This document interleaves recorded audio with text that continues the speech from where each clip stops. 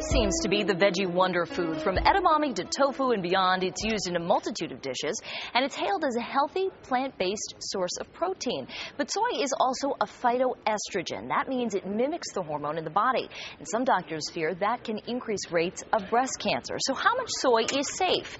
Natural health expert Mark Mincolla is here to break down a recent study. Tell me about this Vanderbilt University study. What were they looking at? Well, this is a population study. They looked at 4 different separate population studies. 18,000 women were looked at, previously diagnosed with breast cancer, and we're talking about really different results. They found a significant reduction in risk for reoccurrence and mortality for those highest users. So you're saying that while some doctors say there's an increased risk, this study actually found it reduces the risk. Well, it did, and it found that there's obviously a difference between types of estrogen. We're talking about animal estrogens, we're talking about plant estrogens. The isoflavones, the antioxidants that are in soy, antagonize the negative estrogenic effect from animal-based estrogens. So there's a whole body of evidence now that seems to really question the original thoughts. Very interesting. Now, in the study, how much soy were the women taking in order to see the benefit? Well, they were evaluated over 9 years. They looked at them over a 9-year period, and they were using an average of just a cup of soy milk a day.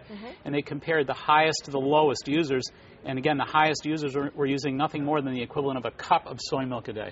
Why do you think so many people have touched? I mean, whenever it seems as though whenever you hear of a healthy thing, then immediately there's a study that comes out that kind of attacks that base. But you don't hear about, as often about red meat and colon cancer or the things it does to your digestive system. Why do you think there is such an attack on things that would be seemingly healthy? Well, I think that there's a lot of factions and ideologies and sort of business interests and political interests and one side versus the other.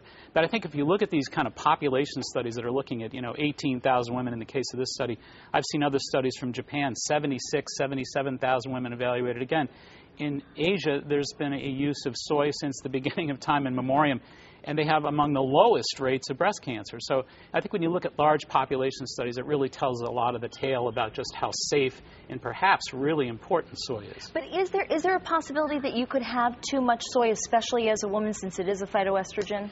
Well, again, I think it's probably possible to have too much of any good thing even. But here's the deal. I think that we're looking at a 1.6 alpha-hydroxyestrone. That big long term means that that's the dangerous culprit that is negative animal-based estrogen. A lot of studies indicate that the 2.0 alpha-hydroxyestrone from plant bases like soy actually antagonizes the bad guys. So it sort of perhaps helps us. And it may be really negative information or bad information to say, hey, don't eat soy. I think it's really an important case by case. One point we might bring out here is soy is one of the major 8 allergenic foods. So if a woman has an allergy, a known allergy to soy, it might do well to avoid it. She might do well to avoid it. But and I know that you want to mix up your foods too. I mean, you can use seitan as a alternative, which is another plant-based protein and that sort of thing. But you do want to mix up your food and not constantly be eating one thing. Well, that's a great point. I think, that there's been a lot of studies, again, indicating that the more you rotate those foods, the better off you are, because you can develop intolerances to the same old food every day. MaxHealing.com is the place to go if you want more information. Thanks for joining us.